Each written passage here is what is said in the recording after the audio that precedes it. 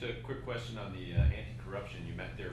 Clearly is some buzz around it, and with Wang Qishan in charge of party discipline, he's considered a very capable man. Could you fill in a little bit more color on what you're hearing and what, as you said, it may be a destabilizing period. What are there any details that you're getting? Is there anything clear in terms of time frame, how public it would be? Yeah, I mean, Wang Qishan is interesting. He clearly was shifted to that because the next premier doesn't want him as the executive vice premier overseeing the economy because he's too knowledgeable. The other thing I hear about him is that Wang Qishan has no children.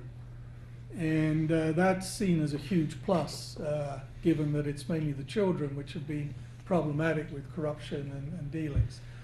I think the third aspect of why he is suitable is that he has a good understanding of financial and economic issues. And so I think people hope with the fact that having no children, therefore that can't be held against him, and his knowledge of the financial sector, he'd be in a good position to oversee that. I mean, there are strong sets of regulations about what should and should not be reported.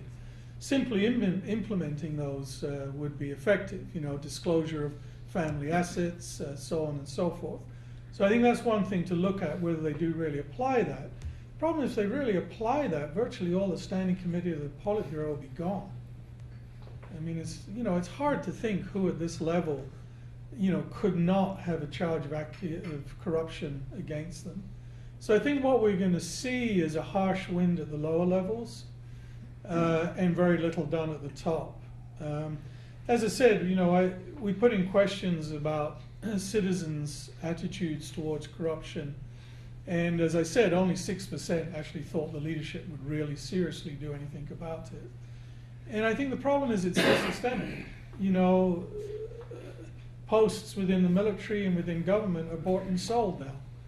So, if you're trying to make your way up through local government, you've got to ensure a good return on the payment you make for buying that position. So, there are some limited things they can do, increased disclosure, but what I worry about most is that the fact that they've made it very clear that only the party can deal with this. And that means they don't want to open it up genuinely to the judiciary, they don't want to allow too much citizen input, they don't want to allow a role for media in disclosing corruption. And as I said, I think the danger is once you start this, where does it stop? Because we know before from previous political campaigns, they're used to settle scores. You purged me during this movement, now I'm going to purge you during this one. And that I think is another factor which is probably going to make its scope limited. I think, I don't want to talk for too long, I think the last thing I'd say is they have to do something because they seem to have promised so much, but I suspect it's going to be very much at the local level and leave the elites alone.